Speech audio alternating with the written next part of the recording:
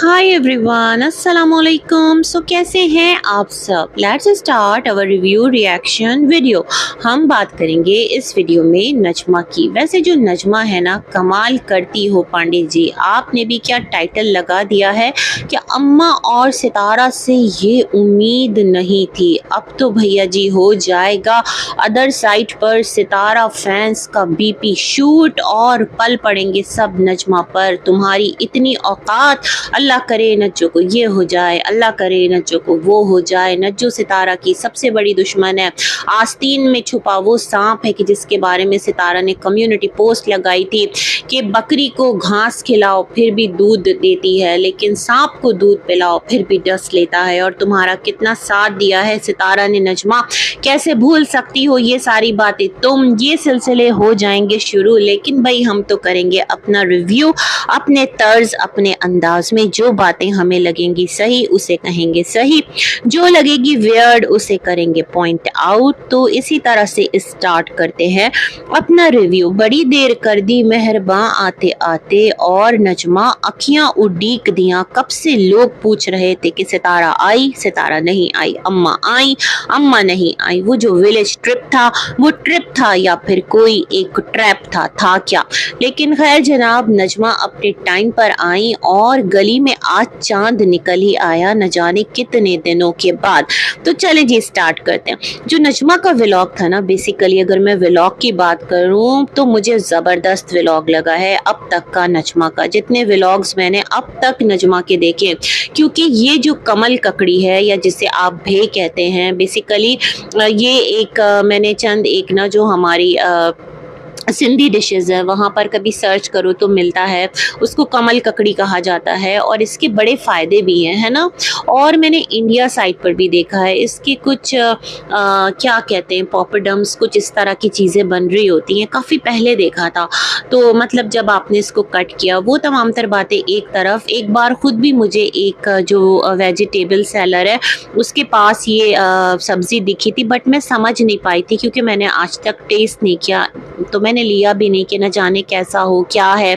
तो खैर जी, कराची में बेसिकली इतना लोग नहीं खाते हैं, लेकिन सच में मुझे इतना इंटरेस्टिंग लगा कि एक ये कमल का जो पौधा होता है, शायद कि उसकी रूट्स होती हैं, क्या है, कीचड़ में कमल खिलता है, कुछ इस तरह की मिसाल है ना। मतलब यही एक रियलिटी है। तो मिस्टर फारूक गए थे और वहाँ पर जाकर जिस तरह उन्होंने जो मजदूर था या जो भी एक काश्तकार था उसको कहा, भाई आप नहीं आएंगे तस्वीर में, और जल्दी से अपना कैमरा जो है घुमा दिया ज़मीन की तरफ। और किस कमाल से, किस महारत से ना वो खुदाई करके ज़मीन की, और अल्लाह की कुदरत, सुभान अल्लाह। अल्लाह ताला फरमाते हैं ना, फबी अय्यि आलाई रब्बिकुमा तुकज़्ज़िबान, और तुम अपने रब की कौन कौन सी नेमतों को झुटलाओगे। तो क्या क्या नेमतें अल्लाह ने पैदा की है अपने बंदों के लिए, माशाअल्लाह। देख करके ना आंखें एकदम से ना हैरान भी हो गई। और अल्लाह की कुदरत, सुभान अल्लाह। क्या एक मतलब जिस तरह से सब्जियां हैं वो ज़मीन के अंदर, रूट्स हैं ये मेरे ख्याल में, और क्या ज़बरदस्त। उसको लेकर वहाँ से ख़रीद कर ये लोग घर वापस आए और इसको जब वॉश किया ना तो क्या चमकदार, मतलब ये जो सब्ज़ी है ऐसा लग रहा था बिल्कुल वो मट्टी से निकलने वाली ये सब्ज़ी है ही नहीं, बिल्कुल नीट एंड क्लीन ज़बरदस्त वाली सब्ज़ी। और इसको पकाया, ड्राई भी बच्चों ने खाया, और शोरबे वाला सालन जिस तरह इन्होंने बताया कि बड़ा टेस्टी होता है, सच में मुझे भी बड़ा अच्छा लग रहा था देखने में। इन्होंने कहा आप इसे अगर खाएंगे तो आप भूल जाएंगे जो मीट लवर्स हैं कि गोश्त का सालन इतना लजीज नहीं होता कि जितना ये सब्ज़ी लजीज है। सच में भाई होती होगी, अगर कभी मिली तो फिर ट्राई करने की कोशिश करेंगे। वैसे इसको किस तरह से फ्राई भी करके खाया जाता है ना, मैंने इंडिया साइड पर देखा है कुछ इस तरह की ना शेप, जब ये कट किया हुआ था इन्होंने। खैर जी, उसके बाद नजमा ने अपने दुख दर्द ज़ख्म बयान किए कि देखें ये हाथ पर जो एक इंजरी आई थी, इस पर वो सरसों और हल्दी का एक लेप सा लगा रही हैं, तो खुरन जो है वो आसानी के साथ रिमूव हो जा रही है। साथ ही साथ फिर उन्होंने कहा कि क्या है, घुटने पर थोड़ा सा एक अभी भी है। तो नजमा, अभी मैंने एक वीडियो बनाया था जहाँ मैंने बताया था कि इस तरह से ना पैरों को मत दिखाएं, मत शो करें, बड़ा वियर्ड लग रहा होता है, बुरा लग रहा होता है, कुछ चीज़ें रॉन्ग जा रही होती हैं। खैर, ढका हुआ कवर्ड पैर था और ज़रूरी नहीं है कि आप अपना पैर यूं करके दिखाएं कि देखें जी यहाँ पर भी जख्म है, क्या ज़रूरत है। जिसे यकीन करना है करेगा, जिसे यकीन नहीं करना वो नहीं करेगा। इन्होंने कहा अल्हम्दुलिल्लाह मैं चल फिर भी पा रही हूँ, घर के काम भी कर रही हूँ, मतलब एक्टिव हूँ और ज़ख्म हील हो रहे हैं। और अल्लाह करे कि भाई अल्लाह पाक हम सबके लिए आसानी करे और हर एक को हादसात से बचाए, इस तरह की नागहानी आफात से बचाए, यही दुआ रहती है हमेशा। अच्छा, फिर इन्होंने कहा कि बहुत दिनों से आप सब सवाल कर रहे थे। हाँ जी नजमा, बहुत दिनों से सवाल कर रहे थे और आप थी कि आप जवाब देने का नाम ही नहीं ले रही थी। मुझे ऐसा लगता है आप लोग टॉपिक्स बचा के रखते हैं, सब लोग, पूरी बिरादरी बशमूल सितारा के, कि जब ये टॉपिक जो है ना ख़त्म हो जाएगा और जब थोड़ा सा मामला ठंडा पड़ेगा तो थोड़ा सा क्यूरियोसिटी क्रिएट करने के लिए फिर हम दोबारा से ये वाली बात तब कर देंगे। मतलब अपने कार्ड्स आप लोग संभाल के रखते हैं। खैर जी, इन्होंने कहा कि जो सितारा के बारे में खबर थी कि वो आई हैं यहाँ खानपुर, तो वो बिल्कुल आई थी, मंडे वाले दिन आई थी और अम्मा का निकाहनामा लेने आई थी। अच्छा जी, ये बात तो खैर चर्चे में आ गई थी कि सितारा निकली है अम्मा का निकाहनामा लेने।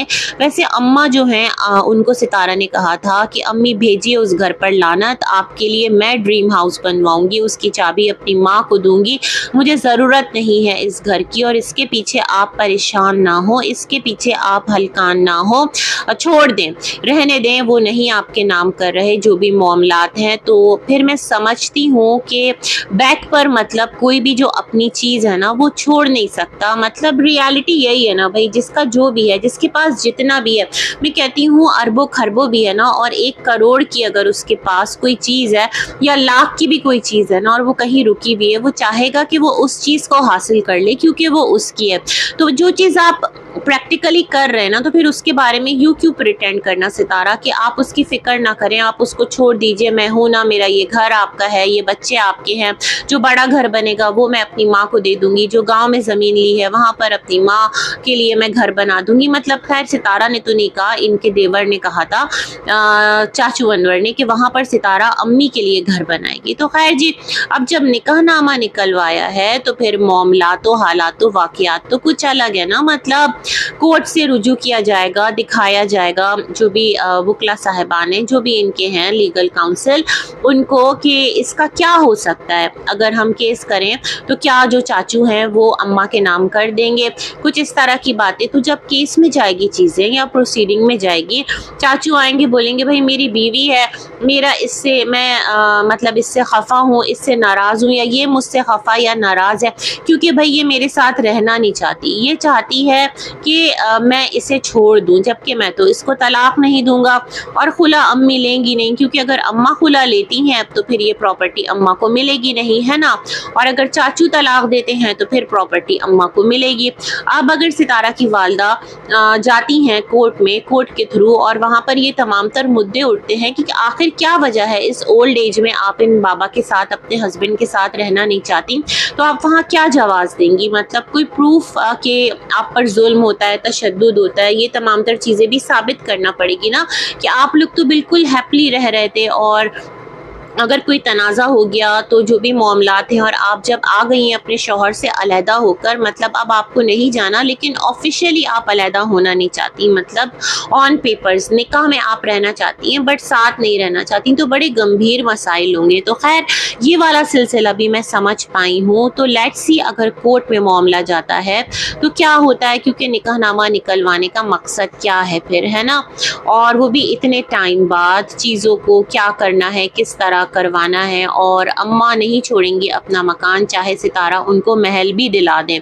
तो इस चीज़ को फिर प्रैक्टिकली ना अगर आप लोग कर रहे हैं तो फिर ऑडियंस को भी बताएं कि yes we are concerned about the property और हम नहीं छोड़ सकते। यूँ आकर फिर प्रिटेंड करना अच्छी बात नहीं है कि लोग कहें देखो इन्हें परवाही नहीं है चाचू के घर की, और चाचू जो है बेसिकली वो जो है हक मार रहे हैं, ठीक है नहीं दे रहे महर, लेकिन आप देखें ना चीज़ें दोनों तरफ से गड़मट बट तो है ना, चाचू का भी गिला अपनी जगह सही है।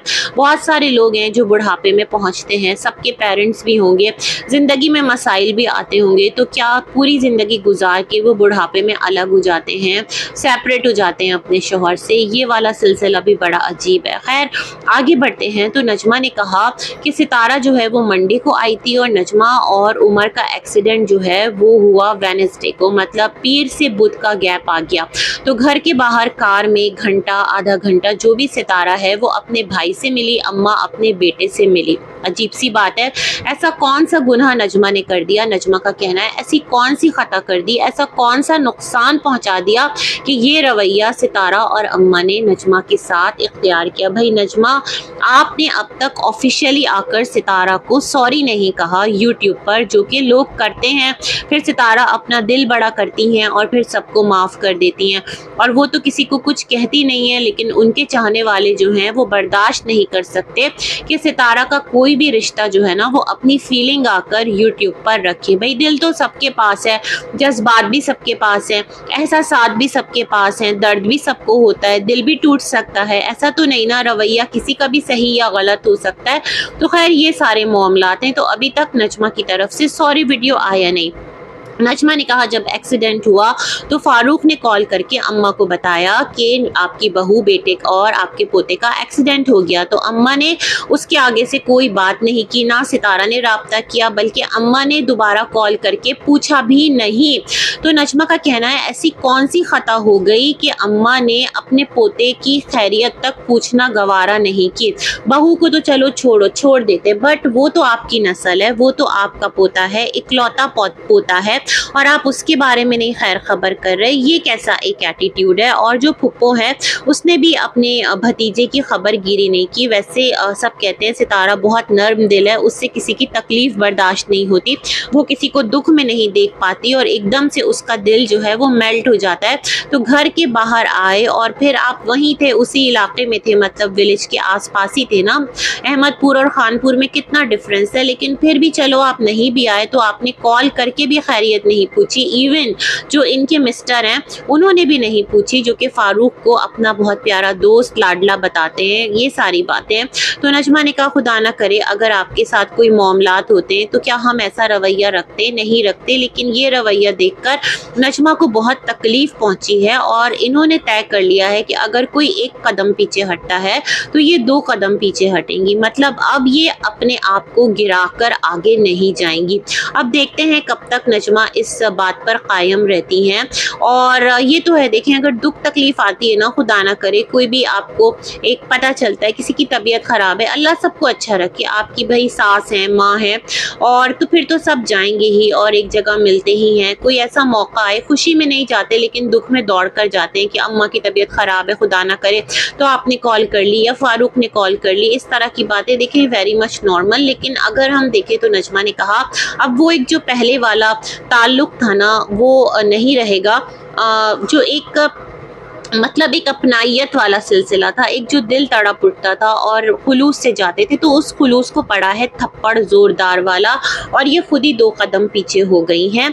इन्होंने कहा बाकी वो जो सितारा है वो बेटी है, न्याणी पता नहीं किसे कहते हैं, वो है, तो वो जब भी आएगी तो पहले से बढ़कर उसका इस्तकबाल करेगी नजमा, उसकी खैरियत पूछेगी, उसका आओ भगत करेगी। लेकिन जो दिल है वो टूट गया है, किरची किरची हो गया है। उमर तो बच्चा है, 1-2 दिन ही घर में बैठा फिर वो अपने मामूलात पे लग गया। जाहिर बात है बच्चे तो गिरते हैं, संभलते हैं, और अल्लाह का शुक्र कोई इतना खौफनाक हादसा नहीं हुआ, कोई हड्डी को नुकसान नहीं हुआ। यस, जो जख्म है वो आया, वो टाइम के साथ हील हो रहा है। तो ये चीज़ नजमा ने क्लियर कर दी कि अम्मा के साथ ऐसा कौन सा जुल्म कर दिया कि अम्मा ने कॉल करके नहीं पूछा। अच्छा, मुझे यहीं पर एक बात याद आ रही है, लोग कह रहे होते हैं ना कि अम्मा सऊदीया गई, वहाँ पर कमाया और कमा कमा के नजमा को भेजती रही। अरे भाई, नजमा तो अम्मा का खाना पीना बंद कर देती थी, किचन में ताले डाल देती थी और लकड़ियों पे ताले लगा देती थी, हवाओं पे ताले लगा देती थी, फिजा पे ताले लगा देती थी। तो अम्मा इतनी जालिम बहू को पैसे क्यों भेजती थी? अम्मा जो है मेहनत खुद करती थी, अपनी जान खपाती थी और वहाँ से सारे पैसे नजमा को भेजती थी। मुझे ये सिलसिला भी समझ में नहीं आया। वो कहती मट्टी डालो, इस औरत ने तो मेरा जीना हराम कर दिया था, अब मैं बुढ़ापे में आकर अपनी हड्डियाँ भी चट खाऊं और जो मेरी कमाई आए वो पूरी शौहर ले ले, और जो मैं मतलब टिप्स वगैरह मिलती हैं वो मैं बचा बचा के इन औरतों को भी भेजूं। क्यों भेजूं? मेरा पैसा है, मैं अपने लिए रखूं, अपना इकामा खर्च करूं। अम्मा ने गोल्ड भी बनाया, उस चीज़ से अम्मा ने इनकार नहीं किया कि अम्मा ने 22 तोला गोल्ड नहीं बनाया, क्योंकि चाचू ने कहा मेरे पास रसीदें हैं, लेकिन असासा उसका है तो उसके पास है। तो सोचने वाली बात ये है ना, 22 तोला गोल्ड बहुत मैटर करता है। तो फिर जो अम्मा है उन्होंने अपनी इकामा फ़ीस खुद क्यों नहीं क्लियर की और सितारा ने क्यों क्लियर की, ये तमाम तर चीज़ें बहुत हैरानगी का सबब है। और अगर अम्मा बीमार होती थी तो अपना इलाज खुद क्यों नहीं करवाती थी, वो काम जब कर सकती थी।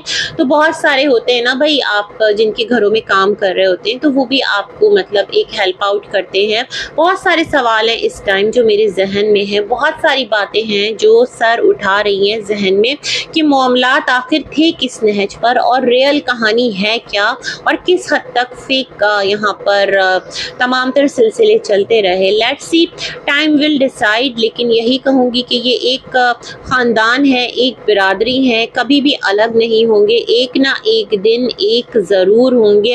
अब वो एक दिन कब आएगा, यूट्यूब पर ही आ जाएगा और हम लोग देख लेंगे, या फिर यूट्यूब के बाद आएगा, वल्ला आलम बिस्सवाब। इसी के साथ मैं करती हूँ अपनी वीडियो का एंड। बहुत सारी गुड विशेस। अल्लाह हाफ़िज़।